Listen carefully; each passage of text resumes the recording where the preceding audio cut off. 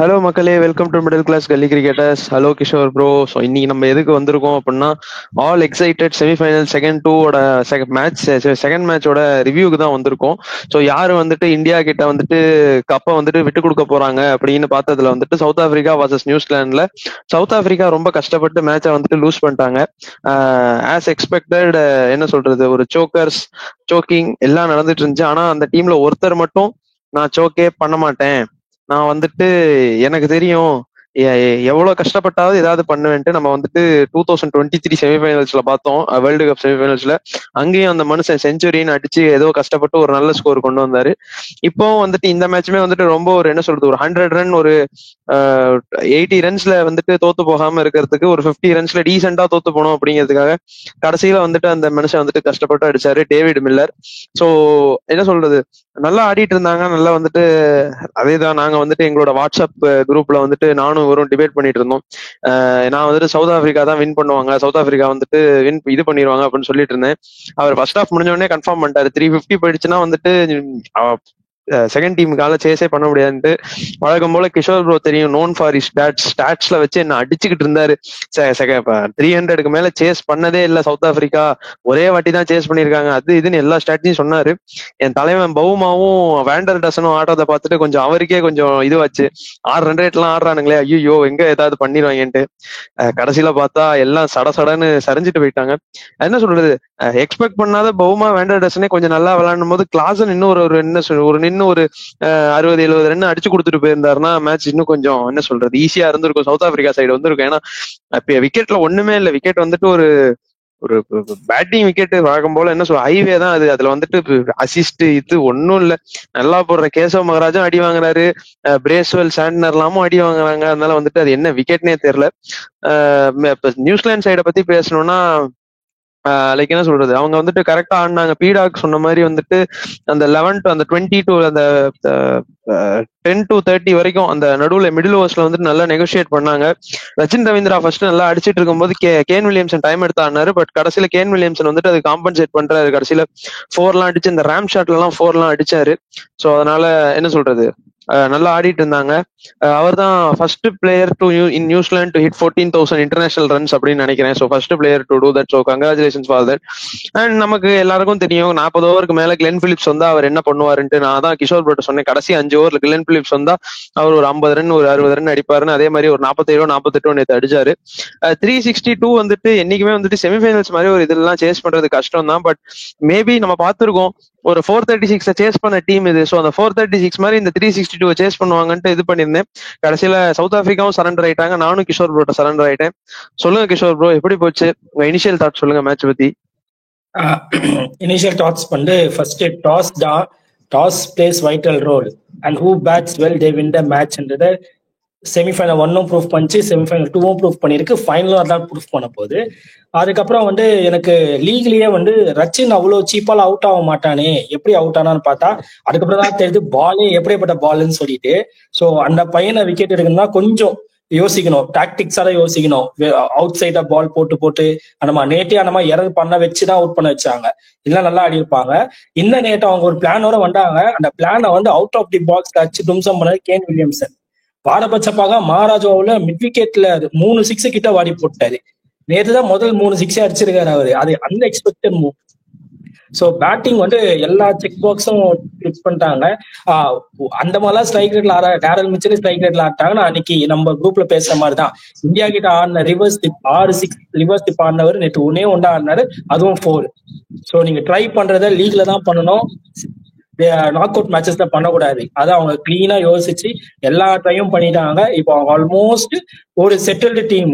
ஒரு 90% நம்ம என்னென்ன மிஸ்டேக்ஸ் பண்ணிருக்கோம், அது எதெல்லாம் ரெக்டிஃபை பண்ணிக்க முடியும். எப்படி பால் ஒண்ணுமே டேர்ன் ஆகல, வேண்டர் டூசன்லாம் அலறிட்டு போயிட்டாரு. வேண்டர் டூசனும் சரி, பவுமாவும் சரி, இப்பெல்லாம் டேர்ன் பண்ண முடியுமா, அப்ப மகாராஜ் என்னடா பண்ற மாதிரிதான் ஆயிடுச்சு. டூசன்லாம் நின்று 2 நிமிஷம் அப்படின்னு நின்று பார்த்தாரு, எப்படி திரும்பிச்சு, எப்படி ஸ்டெம்புக்கு போச்சு அப்படின்னு. ஸோ அந்த டேர்ன் விக்கெட் இல்லாத இடத்துல அப்படி போற முடியுதுன்னா டேர்ன் விக்கெட்ல கண்டிப்பா எஃபெக்டிவா இருப்பாங்க. ஒரு செம்ம டஃப் ஃபைட் இருக்க போது நம்ம ரிவ்யூ பண்ணுவோம். ஐ மீன் இப்பயே கூட லாஸ்ட்ல பேசுவோம், அப்ப லைட்டா டச் பண்ணலாம். அப்புறம் வந்து அந்த 360 இமாலய முதல்ல அவங்க வந்து ஆல்மோஸ்ட் 55-45 தான், இல்ல 50-50. பவுலிங்கும் 50, பேட்டிங்கும் 50. பவுலிங்ல ஒரு 330 அப்படி வந்துண்டா அது ஒரு நல்ல டார்கெட் சேஸ் பண்ணிருக்கலாமே காண்டி ஈஸி சேஸவும் இல்ல. அதுவும் எப்போ நீங்க 350 போனீங்களோ, எப்ப லாஸ்ட் 10 ஓவர் 115 ரன் கொடுத்தீங்களோ, லாஸ்ட் 3 ஓவர் அநியாயமா ரபடா கொண்டு ஒரு 19 ரன்னு, அதுக்கு முன்னாடி யான்சன் ஒரு 17 ரன்னு, அந்த மாதிரி முல்டர் எக்கனாமி லோவஸ்ட் எக்கனாமி போலருன்னாங்க. இல்லடா நம்பாதீங்கடான்னு சொல்லிட்டே இருந்தேன். லாஸ்ட் அப்புறம் ஹையஸ்ட் எக்கனாமி போலர் அவர் தான். அந்த மாதிரி ஒரு அடி வாங்கினார். அதேதான் ரார்கியும் அந்த பக்கம் பயங்கரமான எக்கனாமி போலர் அப்படின்னாங்க, அவர் தான் அடி வாங்கினாரு. ஸோ அதனால அந்த மிஸ்டேக்ஸ் எல்லாம் கன்ஃபார்மா பண்ணிட்டாங்க.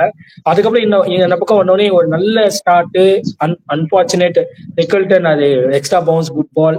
அதுக்கப்புறமும் நல்ல ஒழுங்கா போயிட்டு இருந்த மேட்ச் தேவையில்லாம பவுமா ஒரு சரி ஓகே விட்டுலாம் அவரை. அதுக்கப்புறம் எனக்கு நீங்க ஆல்ரெடி பேசுனீங்க அவரை வந்து நம்பர் 4 அனுப்புறாங்க இப்பெல்லாம் நின்று ஆடுறாருன்னு. ஆனா நேற்று எனக்கு தோணிருச்சு, மில்லர் இருக்கிறாரா, மில்லரோட கிளாசன் பினிஷர் இல்லையா? கிளாசன் தான் பினிஷர், அவள் தான். மில்லர் பண்ணுவாரு, ஆனா மில்லர் கிளச் நோக்கம் ஆடுவாரு, கிளாசன் பண்ண மாட்டாரு. ரீசெண்டா வந்து ஸ்டாட்ஸ் இருக்கு, பர்ஃபார்மன்ஸ் பண்ணியிருக்காரு. பட் இந்த மாதிரி ஒரு ஹார்ட் சிச்சுவேஷன்ல, இந்த மாதிரி ஒரு நாக் அவுட்ல அதே மாதிரி பண்ண முடியுமா அவரால் நினைச்சேன். பார்த்தா அனாவசியமா ஒரு 2 பால் வந்து தூக்கி போட்டு என்னடா அவங்க ஸ்ட்ரென்த்துக்கு அடிச்சுக்கிறா, அது மிடிலும் பண்ண முடியாம அதனால பயங்கரமா வீண்டும் பிடிச்சி சொதப்பிட்டான். சரி அவனா போனானே மார்க்ரம் நீயாச்சும் நில்றா அப்படின்னு சொல்றப்போ அது ஒரு பாலே இல்ல, அந்த பாலுக்கு மார்க்ரம் அவுட். சரி மார்க்ரம் தான் அவுட்டு. அந்த மில்லர் என்ன சொல்லிருக்கானா, என் கூட ஒருத்தர் நில்லுங்கிறா, ஒரே ஒரு பேட்ஸ்மேன் ஒண்ணு இல்ல. நேற்று சொல்லப்போனா மேக்ஸ்வெல் மாதிரி ஆட்டு இருப்பாரு மில்லரு, பேட் கமின்ஸ் மாதிரி ஒருத்தர் இல்லாம போயிடான் அவங்க டீம்ல. பேட் கமின்ஸ் மாதிரி ஒரு 30 பால் நின்றுனாங்கன்னா விக்கெட் விடாம அடிச்சுட்டு இருப்பாரு.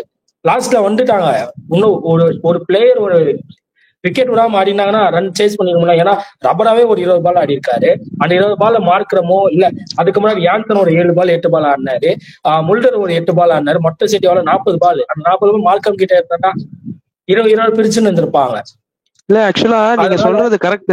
பேட் கமின்ஸ் நாக் ஒருத்தர் ஆடி இருந்தா பிரச்சனை, அதாவது என்ன சொல்றது டைம் பத்தி இருக்காது. நான் சொல்றேன் ரபாடா 22 பால் ஆடி இருக்காரு, மகாராஜ் 4 பால், இவர் 7 பால் ஆடி இருக்காரு, இதுவே 33 பால் வந்துருது. அது இல்லாம மல்டர் வந்துட்டு பாத்தீங்கன்னா 13 பால் ஆடி இருக்காரு, கிட்டத்தட்ட 46 பால் இருந்திருக்கு.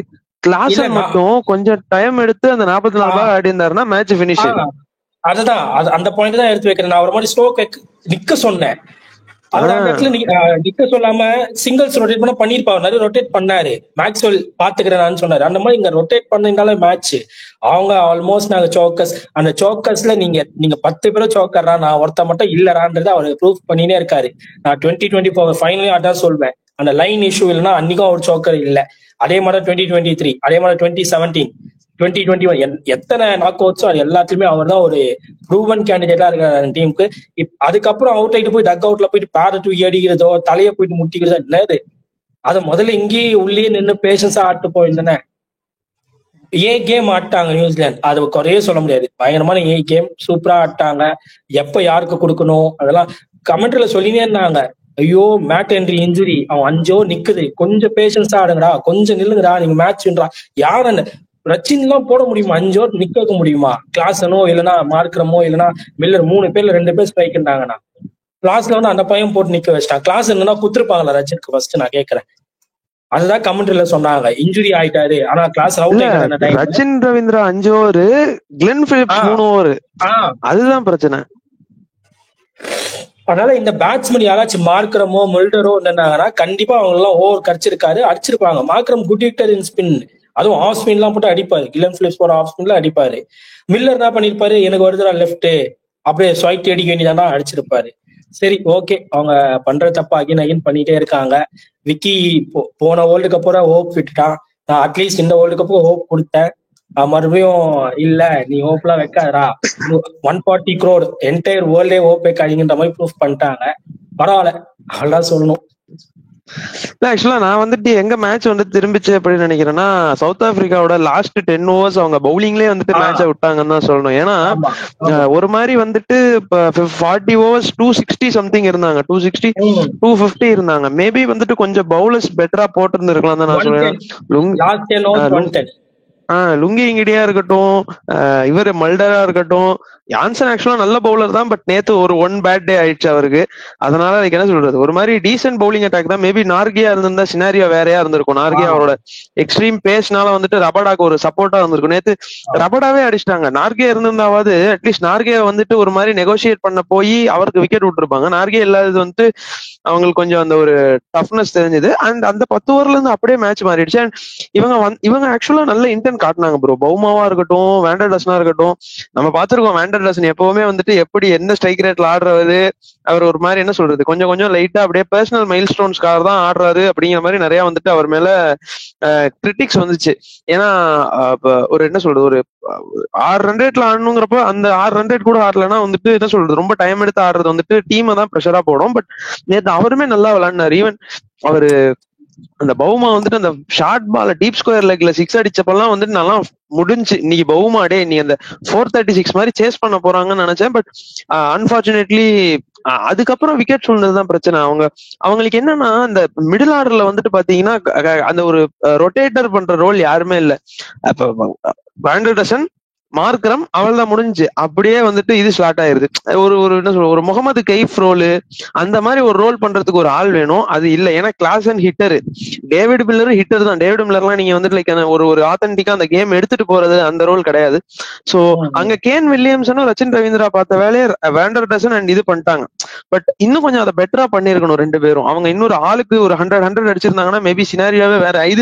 இதுல வந்துட்டு லைக் நான் வந்துட்டு பவுலர்ஸை குறை சொல்ல முடியாது. ஏன்னா இது வந்துட்டு பேட்டிங் ட்ராக். சோ திரும்ப நான் போயிட்டு இங்கி நல்லா பண்ணல, இவங்க நல்லா பண்ணல அப்படின்னு சொல்ல முடியாது. அதே மாதிரிதான் இவங்க விக்கெட் விட்டாங்க. இவங்க ஈஸியா விக்கெட்ஸ் விட்டாங்க.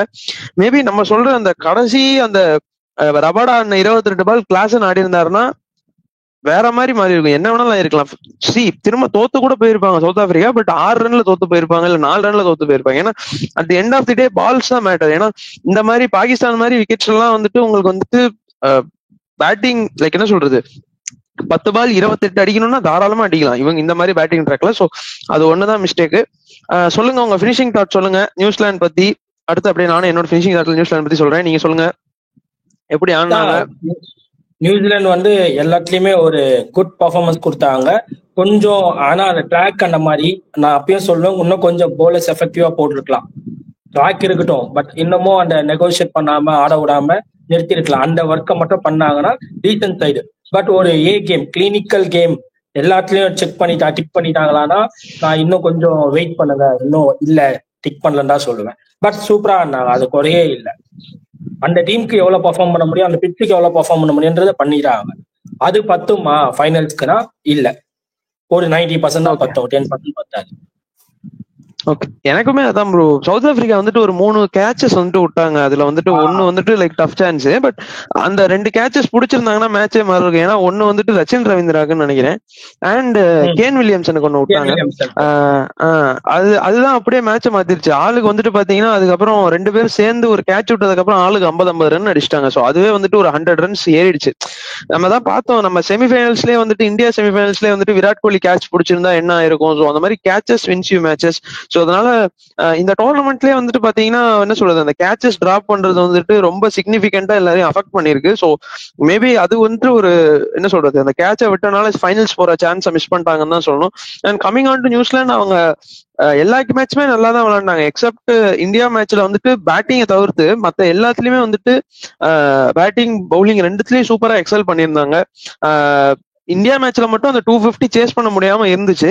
பட் மேபி என்ன பொறுத்த வரைக்கும் என்னன்னா, சவுத் ஆப்பிரிக்கா வந்திருந்தா இந்தியா கொஞ்சம் ஈஸி ஆப்போனன்ஸா இருந்திருப்பாங்கன்னு தோணுச்சு. ஏன்னா அவங்களோட கிரிக்கெட் டிஸ்பிளே நேத்து செமிஃபைனல்ஸ்ல பார்த்தப்பே அப்படிதான் இருந்துச்சு. லைக் ஒரு ஃபர்ஸ்ட் ஹாஃப்லயே வந்துட்டு அவங்க இன்டென்ட் லிஸ்டா போயிட்டாங்க. அப்படியே சரி ஓகே கொஞ்சம் ஃபேஸ்லாம் டவுன் பண்ணிட்டு லைக் ஒரு மாதிரி சரி ஓகே ஷோல்டர்ஸ் டிராப்டா தான் போனாங்க. பட் நியூசிலாந்து அப்படி கிடையாது. நியூசிலாந்து வந்துட்டு கண்டிப்பா லைக் லாஸ்ட் 2 ஓவர் வரைக்கும் நமக்கு இது பண்ணிருப்பாங்க. நம்ம பார்த்திருக்கோம் நிறைய வாட்டி, 2019 செமிஃபைனல்ஸா இருக்கட்டும், இல்ல WTC ஃபைனல்ஸா இருக்கட்டும். ஸோ அவங்க என்னைக்குமே நமக்கு ஒரு டஃப் கண்டெண்டர்ஸா இருந்திருக்காங்க. 2021 வேர்ல்டு கப்லயா இருக்கட்டும், T20 வேர்ல்டு கப்லயா. ஸோ அப்படி இருக்கும்போது மேபி கொஞ்சம் டஃபா இருக்கும்னு சொல்லுவேன். பட் ஒரு ஒரு டீம் வந்துட்டு ஒரே வென்யூல 4 மேட்ச் ஆடுது அப்படிங்கிறப்ப 5வது மேட்ச் அந்த டீமுக்கு வந்துட்டு என்னன்னு தெரிஞ்சிருக்கும், எந்த கிராக்ல குத்துனா எங்க திரும்புங்கிறது கொண்டு தெரிஞ்சிருக்குங்கிற ஒரு அட்வான்டேஜ் இருக்கு இந்தியாவுக்குங்கிறனால நான் ஸ்ட்ரெயிட்டாவே இந்தியாவுக்கு தான் போவேன். இது முகமது ஷமியே சொல்லிட்டாரு, லைக் நாங்க த்ரூ அவுட் 4 மேட்சஸ் வந்துட்டு நாங்க துபாயில ஆடினால எங்களுக்கு ஈஸியா இருக்கு, கண்டிஷன்ஸ் எங்களுக்கு தெரிஞ்சு இருக்கு அப்படிங்கிறனால எங்களுக்கு அது கொஞ்சம் ஒரு அட்வான்டேஜா தான் இருக்குன்னு முகமது ஷமியே சொல்லியிருக்காரு. ஸோ அதனால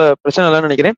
and coming on to the finals, இப்போதைக்கு நாங்க லைட்டா தான் டச் பண்றோம். கண்டிப்பா ஒரு ப்ரிவியூவோட மெயின் எல்லா பேனல் மெம்பர்ஸும் வந்துட்டு அவங்க கருத்து சொல்ற மாதிரி ஒரு லைவோ இல்ல ப்ரீ ரெக்கார்டோ பண்ணி உங்களுக்கு போடுறோம். பட் இப்ப கரண்ட் சிச்சுவேஷன்ல நீங்க என்ன நினைக்கிறீங்க, இந்தியா வர்சஸ் நியூசிலாந்து லைக் எப்படி இருக்கும்னு நினைக்கிறீங்க?